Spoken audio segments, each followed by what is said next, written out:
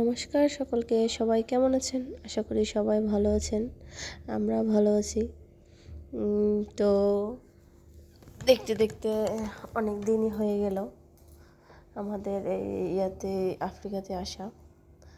তো যাই হোক, এখানে তো আমরা আর দেশি জিনিসপত্র খাইতে পারি না বা কিনতেও পারি না আর কি, নাই তো নেব কোথা থেকে?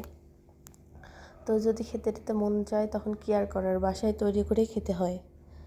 তো আমার ছেলে অনেক দিন থেকে বলছিল যে মা আমাকে যে মুরালি বা যে আমাদের এলাকাতে ওটাকে আবার দাঁত ভাঙ্গা বলে, যাই হোক, বলে যে বানিয়ে দাও, খাবো।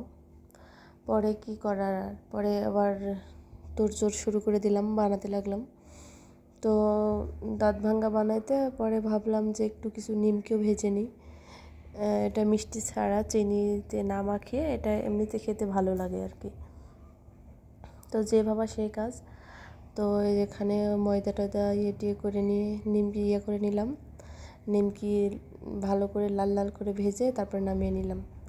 এরপরে তো সে দাঁত ভাঙ্গা মুরালি যাই হোক আর কি, যে নামই হোক, খুরমা যে নামে ডাকেন না কেন, একটাই তো। তো এটা আবার একটু কড়াইতে তেল তাতিয়ে এরপরে ওগুলো দিয়ে দিলাম। তেলের মধ্যে দিয়ে একটু সময় নিয়ে ভাজতে হবে, একটু অল্প আছে, একটু সময় নিয়ে লাল লাল করে ভাজতে হবে আর কি। তো এই তো আমার এদিকে এগুলো ভাজা হয়ে গেছে। তো এগুলো সব উঠিয়ে নিচ্ছি আর কি। উঠিয়ে নিয়ে দেখুন এই যে কত সুন্দর হয়েছে ভাজা একদম। আর এখানে নিমকি তো ভাজা শেষে অর্ধেকটি শেষ আর কি। তারপরে এদিকে আবার চুলায় কড়াই বসিয়ে দিলাম, দিয়ে এখানে চিনি দিয়ে একটু পরিমাণ মতো জল দিয়ে একটা শিরা তৈরি করে নিতে হবে আর কি। শিরা করে নিলাম। আমাদের অপেক্ষা করতে হবে শিরার বলকটা ওঠা পর্যন্ত আর কি। তো এই তো শিরায় বলক উঠে গেছে। তারপরে এই শিরার মধ্যে আমি এই দাঁত ভাঙ্গাগুলো দিয়ে দেবো আর কি। দাঁত ভাঙ্গা দিয়ে তারপর অনবরত নাড়তে হবে যেন যে না হয়ে যায়।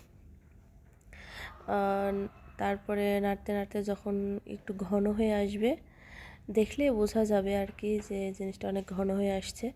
এখন আর অত নাড়া যাবে না, নাড়লে মানে চিনিটা একদম আলগা হয়ে যাবে দাঁত ভাঙ্গার গা থেকে। পরে তো এখন আর নাড়বো না, এভাবে রেখে দেব। আস্তে আস্তে এটা একদম চিনিতে, খুরমার একদম গায়ে এটা চিনি লেগে যাবে। যাই হোক, এরপরে কড়াই থেকে নামালাম। দেখুন কত সুন্দর হয়েছে একদম দাঁত ভাঙ্গার